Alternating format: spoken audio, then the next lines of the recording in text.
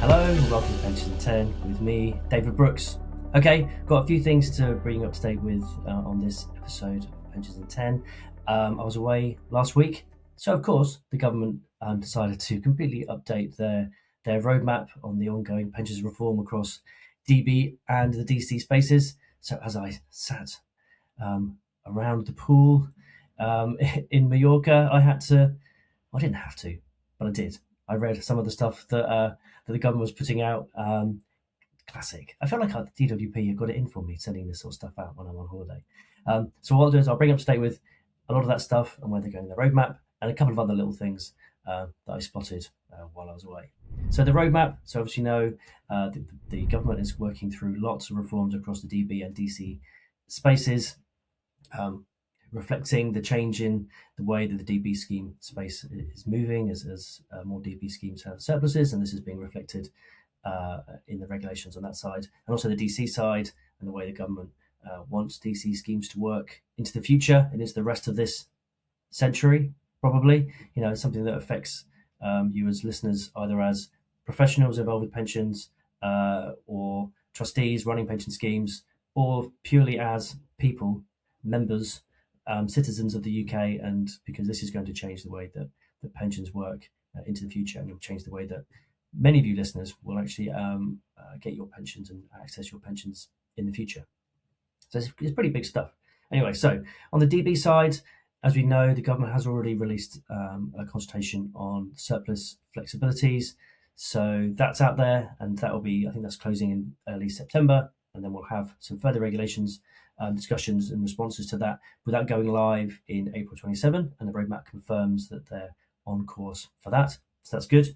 There was also an announcement there will be a consultation around how to share upside with members, so a new authorised lump sum for members. So this is that situation. So the scheme's ongoing, scheme's not in wind up, the scheme's ongoing, and decides to pay some surplus to the employer, but also decides they want to share some of that surplus with members. Currently, there isn't really a way to do that without actually enhancing people's pensions. And that can get quite complicated because you're enhancing members' pensions in payment, and that affects the size of the liability, which will affect the size of the surplus, reducing it. So to be able to share that cleanly, having a one-off lump sum makes sense. So that's why they're going to create a new authorised member lump sum. We don't know a lot of the detail around how that will work, but it will, I think, be payable to people over normal minimum pension age. So if you're over 55 at the moment, or 57 in a couple of years, then you'll have that as a one-off taxable lump sum. Doesn't affect annual allowance or any other allowances. It just gets paid to you. If you're under that age, then it probably will be existing as a separate benefit entitlement that will need to be paid when you access your benefits in the future. Not sure if that quite works. One thing I can't get my head around, if you're under 55 or 57, so under normal minimum pension age, you get awarded this lump sum. Do you have to wait until you take all your benefits, or can you take it as a one-off lump sum when you get to the lowest age? Because potentially some people could get it now.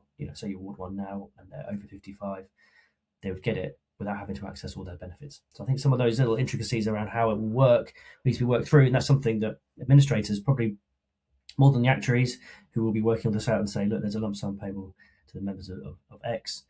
You'll be turning to your administrator to try to work out how that works in practice. So I think there needs to be a little bit of thinking around that.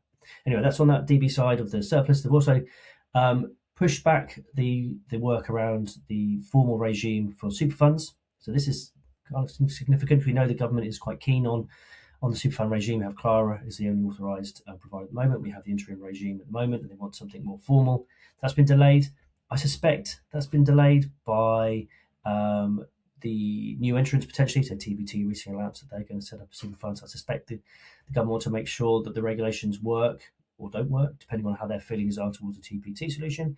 But also we have the Stagecoach deal as well, whether there needs to be some thinking around that to get that in there, even though the Stagecoach deal was slightly different, because that was more sort of an employer covenant switch, you could argue, so switching Stagecoach for Aberdeen and then continuing on. So, but I'm not sure. I think they're recognising this as a bit of a movable space, and the industry is innovating perhaps a little bit faster than the government is legislating. Those two things do need to work together.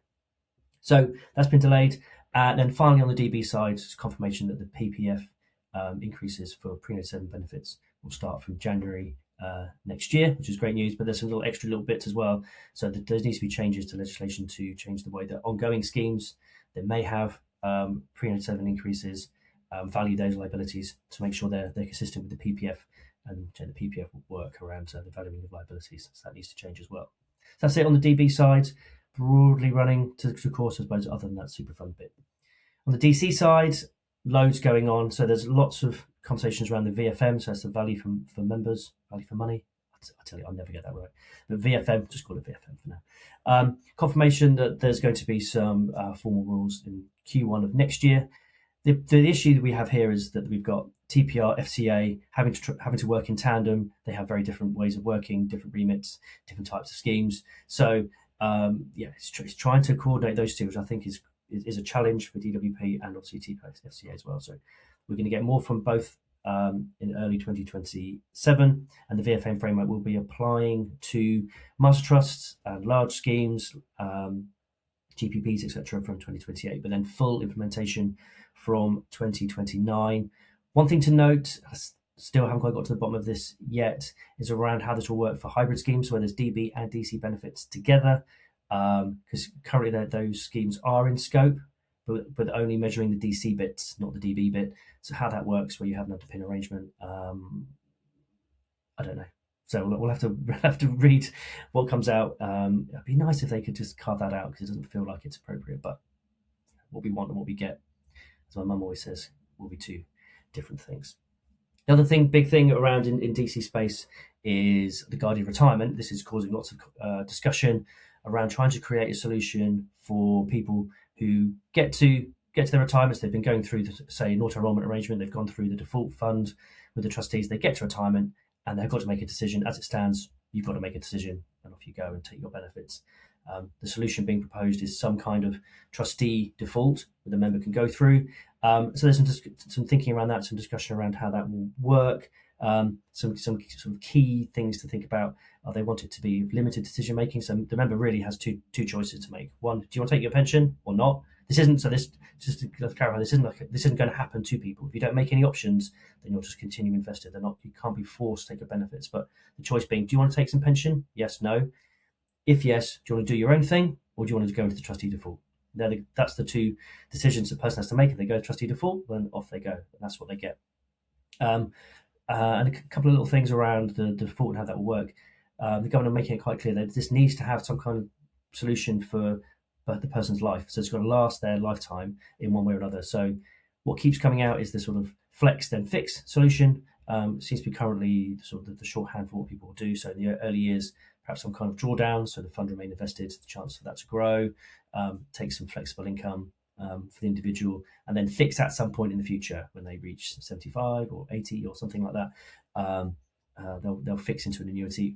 There's also seen some models where you're sort of flexing and fixing a little bit at the start, so you might fix a little bit and then have some flex, and then whatever's left from the drawdown gets fixed and added to whatever you've already fixed. So some things like that. Maybe CDC is also kicking around, and I think some of this has been delayed a little bit to allow for some of the CDC stuff to come through. So very interesting there. Sorry, just to continue on that, there's gonna be a lot of discussions that's gonna come in force in 2029. Sorry, my notes written on the back of a Savatha bottle just here. So coming in from the summer 2029. So that's quite a way away. I think that's probably good news for lots of people who are thinking about this. I suppose you could argue bad news for members who would benefit from this. So I think that's where we're up to with the roadmap. See loads going on, lots to keep an eye on. The other things I wanted to mention that caught my eye were both around scams. I always like talking about scams on these pensions in 10, because I think it's such a huge issue, and making sure the industry, we all do what we can to protect members, is really important. We're in a privileged position, and if we can help people help themselves, then that's great. So it's two things. One's around the consultation that's ongoing. So if you recall, there were some regulations issued in June, which were talking about changes to the current regimes, try to make it slightly more robust, and get rid of some of those idiosyncrasies around overseas investments and things like that. So the main target of those new regs was also the way that small self-administered schemes, so SASs, have been used as scam arrangements. And this is quite well known, that really where the scams are happening now are in SASs that are being set up with nefarious goals in mind. And so the government said, okay, we're going to try and make this harder to transfer into a SAS, and more likely to be a red flag. And that means that the transfer won't proceed. And the trustees have the power to say, no, stop this. The SPP have consulted and saying they've spotted a bit of they've called it a fundamental flaw in the way those regs are. So some of the things that the member would have to demonstrate is an employment link, and there's contributions going in, and some earnings, these sorts of things. And where they can't be provided, that's potentially a red flag. But where they're partially provided, that's an amber flag, and that would go then to the money helper conversation. If the money helper appointment is completed, then the transfer could proceed. And it's quite common for people to be able to provide some information, but not all of it. And so it's unlikely that the red flag will get triggered. And so we're more likely to go into the amber flag, more likely the transfer will proceed. So they're seeing there's a bit of a loophole that the scammers will be able to use, and so these transfers could still continue. So the solution that they're suggesting is a bit more, I think you could argue probably a bit, not, I don't want to say the word fluffier, it's not fluffier, but it's a bit more loosely defined, because a lot of these cases, as a practitioner, you sometimes see these things and it's pretty obvious it's a scam, and you want to stop it and you can't, you don't have the ability to stop it.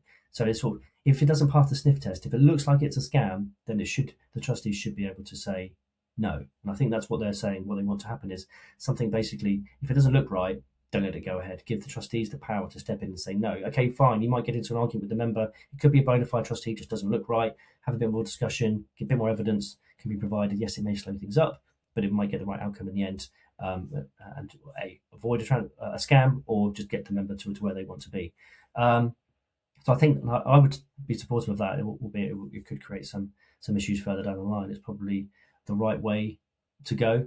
So anyway, so we'll see how that develops, and we'll keep an eye on that. In addition, just on the scams thing, so the Pension Scam Industry Group has relaunched, which is great news. Many of us attend the PSIG forums, where the industry comes together and talks about what's going on and what we're seeing with scams, things like this. So this group, it has been a great force for good, creating codes of practice, highlighting scammers' tactics, things like that, to make sure the industry is working together. So I'm pleased to see this group is returning with renewed vigour, and I hope the industry can get behind it and emphasise that need to work together and do good.